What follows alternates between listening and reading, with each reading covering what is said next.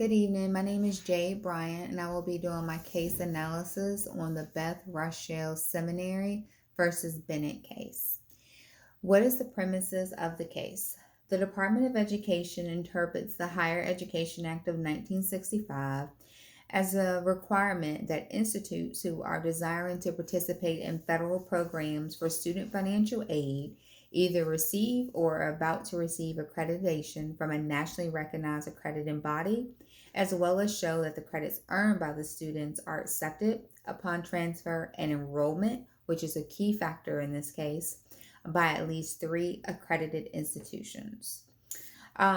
With Beth Rochel Seminary, it's a nonprofit seminary for Jewish women.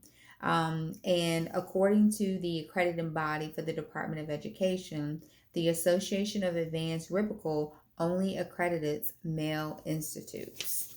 So, with that being said, the Beth Rochel students had to apply for 3I status and to identify three accredited institutions of higher education to not only to accept them as far as admittance, but also to make sure that the credits were transferable and they were accepted.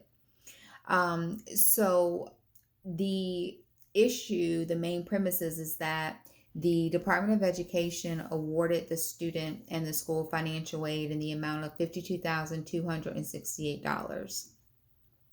When the Department of Education contacted Rochel College to verify enrollment, the student was not enrolled in the institution.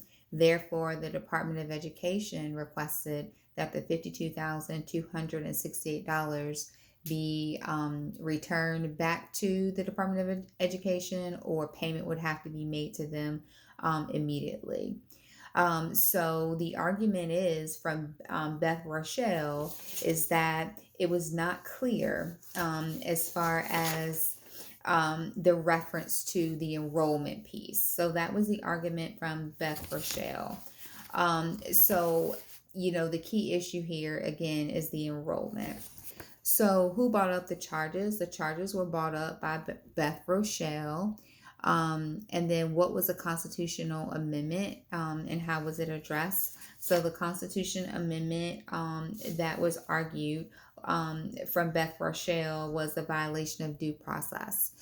So they did seek out litigation, and from their litigation, it was basically determined in the ruling from the Department of Education that the decision stands as far as it was a violation of the enrollment piece, because yes, they did get accepted. Credits were transferred and acknowledged from the three universities, which were Rochel College, Alphia University, and Marywood College. But the issue came into place with the enrollment piece. So again, Beth Rochel argues that the department violated the due process clause of the Fifth Amendment of the Constitution. So what was the result of the case? The result of the case stands as Beth Rochel Seminary remains indebted to the federal government in the amount of $52,268 in federal funds as a result of the inappropriate 3IC certification. Again, the student was not enrolled. And how did the results of this case change higher education and its affairs? So in this case, it's still a common practice today that students attending public or private universities, they have to attend schools that are accredited or in the process of getting accredited, as well as the credits have to be transferable and then accepted. And of course, the student has to be enrolled in order for the Department of Education to provide federal funds to the institution and the student. In the event if those pieces of criteria are not satisfied, then the student and the higher education institute is ultimately responsible, in regards to liability because the criteria for funding was not met. So oftentimes, that would create issues and strains. Thank you very much and have a good evening.